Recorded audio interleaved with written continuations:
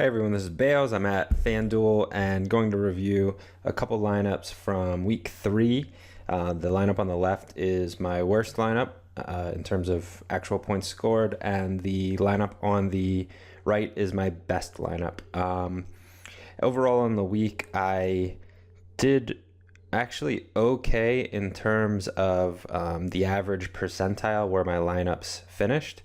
I think it might have actually been the best on FanDuel this year, but obviously average finish doesn't really matter. As a GPP player, I'm trying to have lineups really finished like in the top 1 or 2% as consistently as possible. Obviously a lot of variance there, but the way that you structure your lineups is a pretty big skill, I think, and getting those in terms of changing the distribution of outcomes depending on how you structure players in terms of ownership and correlations. It's just really important.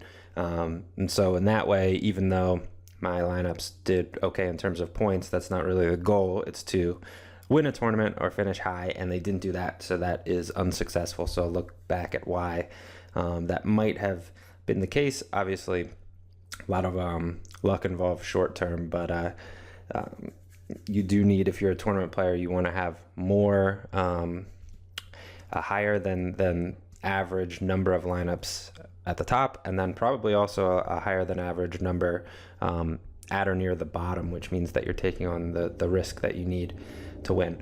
So anyway, left side, break down this lineup. This is the lineup that did not do well, and a lot of my lineups were actually, I believe 60% on FanDuel were Kirk Cousins to Jordan Reed. Kirk actually didn't do too poorly, 3.8% owned, but didn't go to Reed that much. He had only 7.6 points. So you can see even in the good lineup, I had Reed all over the place, and that just didn't work out. But that was a play that I really liked, and I actually have my model set back on FantasyLabs. You can change it to a prior date. And I had, this is last week on FanDuel, Kirk Cousins was actually my number 1 quarterback in terms of rating in my model. I knew he was going to be low owned based on some trends that I've created to predict low ownership. And then Levitan had him at 2 to 4%, and he was in that range, 3.8. Levitan's ownership projections have been really good this year. Also, you might see models looks a little bit different than what you might be used to. We have some new features coming that I think are going to make it a lot easier to select players you want and create lineups, which will be pretty cool. So I'll just tease you with that and not tell you any more about that right now. But yeah, so Cousins to Reed didn't work out. Running backs, you can see I pretty much was pretty chalky, which is normally the case, especially in week 3. There were just a bunch of guys who were underpriced and some injury situations. Obviously, the Sunday morning news of Rashad Jennings being out. I did like McCoy. I wish I had put him into more lineups. There was just, honestly, there wasn't a good reason to not do that. He wasn't the best value, but I thought he was a really good tournament play. And so I was just probably a little bit scared of if I put him into a whole bunch of lineups and he didn't perform well, it could hurt me quite a bit. And in reality, probably was, I don't know that he was safer than D'Angelo or something, but those games were dramatically different, and he did turn into the much better play. But running back is really just a volume thing. I'm fine with playing guys at high ownership. Obviously, I'll take low ownership if all else is equal, but a lot of times there's just obvious value that you need to pick there, and I'd rather be contrarian with pass catchers. So Devontae Parker was just an attempt to get exposure to the Dolphins offense, which I knew might had a really good chance of performing well, especially the passing offense against the Browns, and knew everyone would be on Landry, and so I was happy with Parker at 6.4. He scored early, didn't do too much later. And a similar type of thing with Cobb at 5.5%. Again, I would probably take that. I think Jordy was, I want to say like 11% in this. So in hindsight, I think I would take Jordy, just being a much better player. But I did have a lot more Detroit and Green Bay and moved off a little bit just because it was so windy there. And I think that was maybe a mistake. Obviously, when it's really windy, I think it was 15-mile-per-hour winds with 25-mile-per-hour gusts. That's not good, but I think that there's just more work to be done with that. I'm sure it makes sense that wind would affect players differently in different stadiums, right? Certain stadiums, like the Eagles Stadium, is open in one end. I think the Pats is the same way. Obviously, in New York, you see a lot the wind will affect the flight of the ball. Chicago, but in certain stadiums, and maybe Lambeau is one of those where it's just like a bowl, we don't need to worry about the wind as much. So might actually do a study on that. We can actually use trends to look that up and see how. Let's actually do that right now. So we'll go to trends and see if we can do it quickly. And we'll create a trend. Just call it Lambeau for quarterbacks on FanDuel. And so we'll pick the stadium. And first I want to see just how everyone has done in general at the stadium. So 0.36 above expectation on average. That's probably just mostly Rodgers. If we look at when there might not be too many. There has actually been no games prior to this that were above that mark. So we have only 43 games. So let's see how many were above 10 miles per hour in wind. Only 11.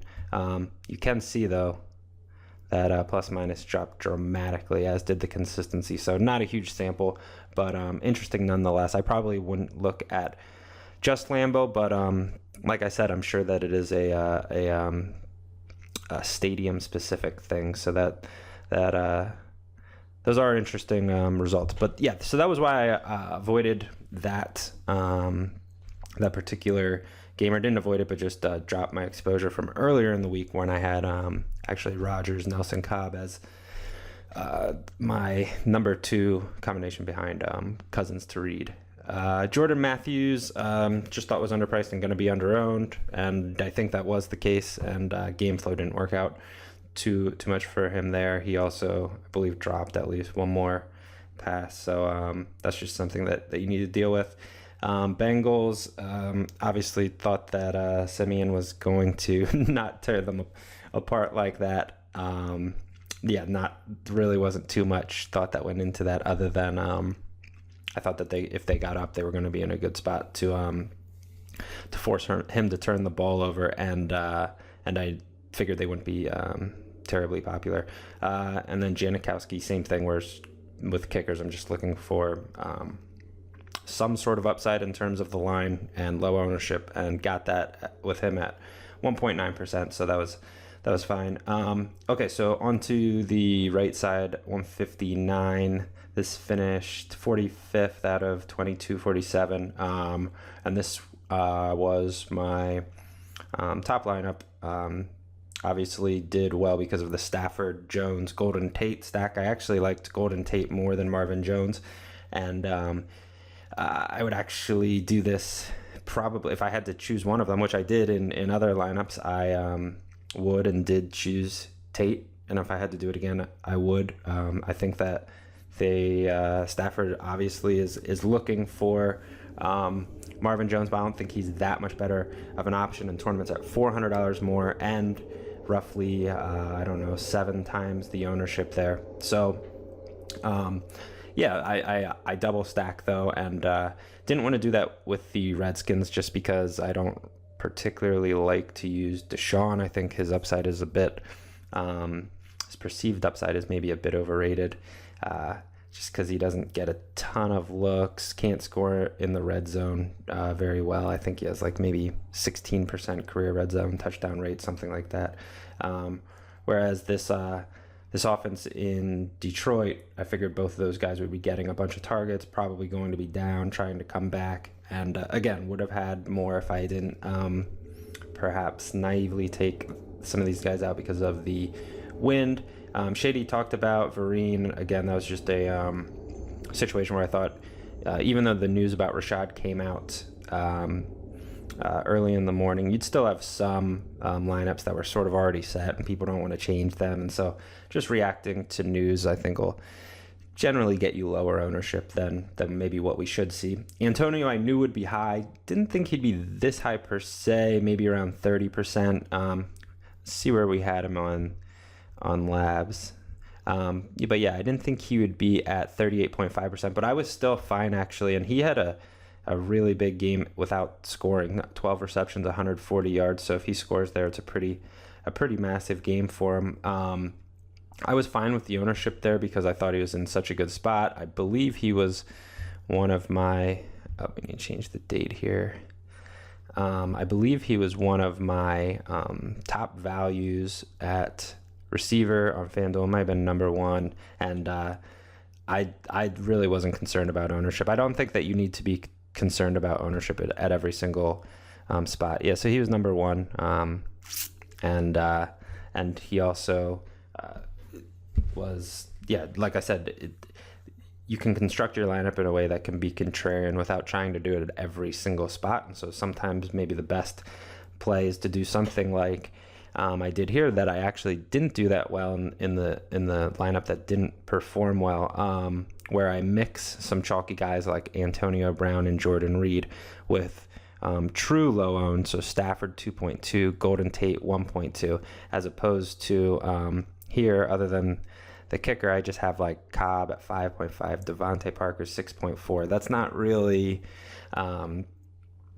super low owned, where, if Stafford had thrown, if we change these numbers here and Marvin Jones has the 5.2 points and Golden Tate has 35.5, then I'm way higher up in the leaderboard and just benefit a whole lot more from that, just because Golden Tate was so low owned, like roughly 1 in 80 lineups or whatever that is. So that's why I was okay with Antonio. And I think you can take a stance on some of those chalk guys where, okay, I think he's in such a good spot. For me, it was Reed, Antonio, and some of the running backs, and just say,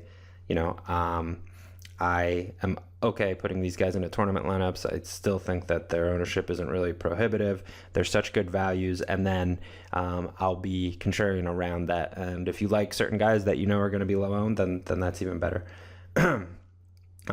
Justin Tucker, again, it was the situation where I thought he was going to be Antonio. We had at 21 to 25%, by the way. So a bit low there. Probably should bump that up on FanDuel just because of the pricing floor at receiver.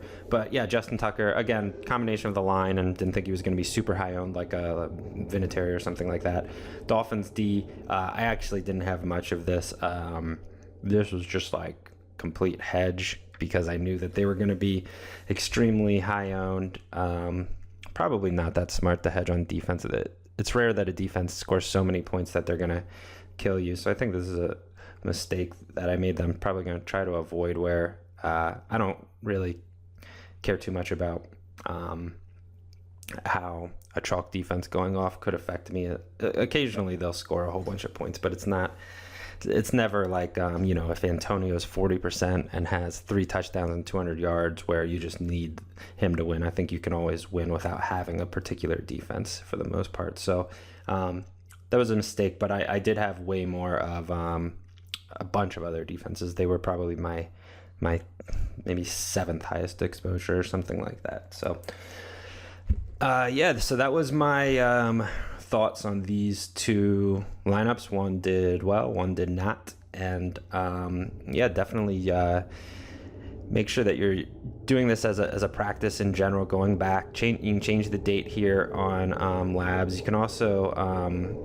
actually generate multiple lineups when you go back, and you can see their actual points. So if you go back, tweak your model, go change the date, go back and look at the lineups, you'll see not only how many they were projected to score, but how many points they actually did score. So you can see here this top projected lineup was at 124.5. It scored 120. This one at 122.9 scored 194. Probably should have listened to it and used that one there. But I think that's a good practice. And if your model is consistently producing high points and you're just not doing well, you might not need to change anything, and vice versa. Maybe the model you've built isn't as good as what you think, but looking at those actual results over extended periods of time, I think is definitely very beneficial.